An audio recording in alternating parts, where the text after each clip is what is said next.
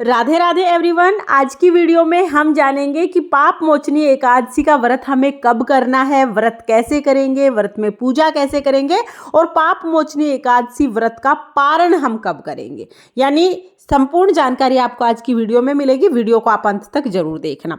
तो देखिए, इस वर्ष यानी 2025 में पाप मोचनी एकादशी का व्रत 25 मार्च दिन मंगलवार को किया जाएगा। चैत्र मास के कृष्ण पक्ष में जो एकादशी आती है उसे पाप मोचनी एकादशी कहते हैं।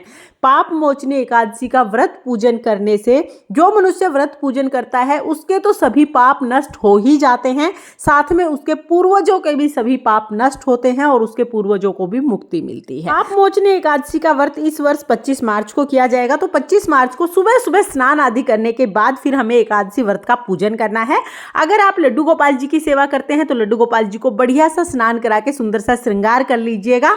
आप चाहें तो ये पूजा आप अपने घर के मंदिर में भी कर सकते हैं या अलग से चौकी लगाकर भी कर सकते हैं। मैंने यहाँ पर अलग से ये पटड़ा लगा लिया है। इस पर पीले रंग का वस्त्र हमें बिछाना है और इस पर मैं श्री हरि विष्णु भगवान के स्वरूप लड्डू गोपाल जी को विराजमान कर दूंगी। आप लड्डू गोपाल जी की सेवा करते हैं तो लड्डू गोपाल जी को विराजमान कर दीजिएगा। फिर आप भगवान विष्णु की फोटो या मूर्ति को विराजमान कर सकते हैं। तो तिल का आसन देकर यहाँ पर मैंने लड्डू गोपाल जी को विराजमान कर दिया है। फिर हम थोड़े तिल का आसन देकर गणेश जी को विराजमान कर देंगे। और अगर आपके पास गौ माता है तो गौ माता को भी आप जरूर विराजमान कीजिएगा, क्योंकि गौ माता में सभी देवी देवताओं का वास है। तो गौ माता का भी पूजन इस दिन आप जरूर कीजिएगा।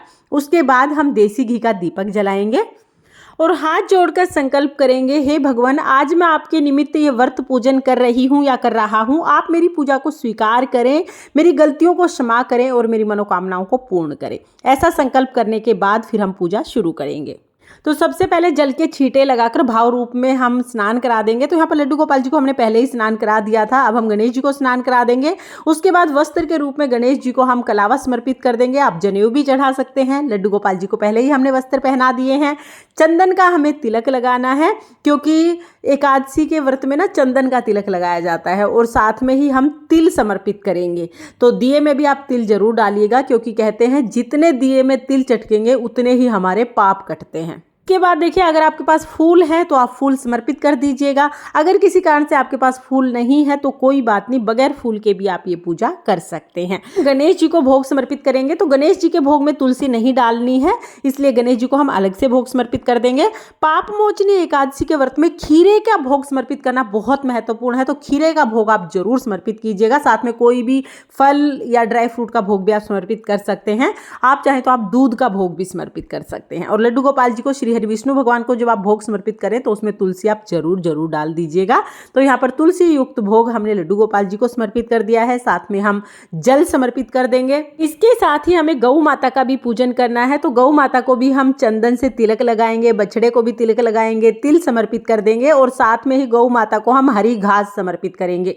तो जो भी हरी घास आपके पास हो वो आप इस दिन गौ माता को जरूर समर्पित करें। अगर आपके आसपास कोई गऊ है तो आप उसको इस दिन चारा जरूर खिलाएं। फिर हम दक्षिणा समर्पित करेंगे। दक्षिणा पूजा में रही कमियों को पूरा करती है, तो दक्षिणा आप जरूर समर्पित कर दीजिएगा। उसके बाद हाथ जोड़कर श्री हरि विष्णु भगवान से भोग ग्रहण करने के लिए निवेदन करेंगे। फिर हमें कथा सुननी है, तो कथा सुनने के लिए एक लोटा जल ले लेंगे। अपने सीधे हाथ में थोड़े से तिल और फूल लेकर हम पाप मोचनी एकादशी की व्रत कथा सुनेंगे। व्रत कथा का वीडियो आपको चैनल पर मिल जाएगा, लिंक मैं डिस्क्रिप्शन में दे दूंगी, आप वहां से देख लेना। कथा सुनने के बाद तिल और फूल हम श्री विष्णु भगवान के चरणों में समर्पित कर देंगे, बाकी लोटे में डाल देंगे। इस तरह से हमारी कथा पूर्ण हो जाएगी। कथा करने के बाद धूप दीप से बहुत ही प्रेम पूर्वक हम आरती करेंगे। तो पहले हमें गणेश जी की आरती करनी है, उसके बाद श्री हरि विष्णु भगवान की हम आरती करेंगे। बहुत ही प्रेम पूर्वक आरती करके फिर हाथ जोड़ के भगवान से पूजा में रही कमियों के लिए क्षमा याचना करेंगे और अपनी मनोकामनाओं को पूर्ण करने के लिए, अपने सभी जाने अनजाने किए हुए पापों का नाश करने के लिए भगवान से प्रार्थना करेंगे। इस तरह से पाप मोचनी एकादशी का जो पूजा है वो पूर्ण हो जाएगा। पूजा के बाद जल का लोटा हम सूर्य देवता को अर्घ दे देंगे।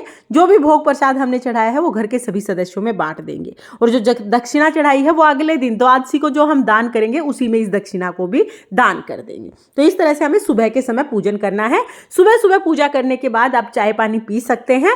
अगर आप पूरा दिन भूखा ना रह पाए तो आप फल खा सकते हैं। एकादशी के व्रत में अन्न बिल्कुल नहीं खाया जाता है। शाम के समय भी हमें फलाहार करना है और शाम को भी हमें चौकी पर दीपक जरूर जलाना है। और जो भी आप फलाहार बनाएंगे पहले आप श्री हरि विष्णु भगवान को भोग लगाएं, उसके बाद प्रसाद स्वरूप में आप फलाहार ग्रहण करें। इस तरह से हमें पूरा व्रत करना है। अगले दिन व्रत का पारण किया जाएगा। तो देखिए इस वर्ष यानी 2025 में पाप मोचनी एकादशी का पारण 26 मार्च दिन बुधवार को दोपहर 1:41 से 4:08 तक किया जाएगा। यानी इस बार जो पारण का समय है ना वो दोपहर का है।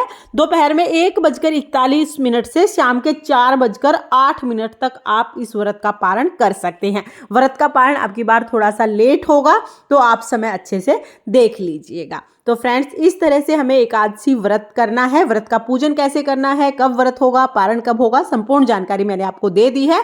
आपको ये जानकारी कैसी लगी कमेंट करके जरूर बताना। और अगर ये वीडियो आपको पसंद आया हो, वीडियो आपके लिए थोड़ा बहुत भी यूजफुल हो तो प्लीज वीडियो को लाइक कर देना और चैनल को सब्सक्राइब कर लेना। तो चलिए फिर मिलते हैं किसी और वीडियो में। तब तक के लिए जय श्री कृष्ण, राधे राधे।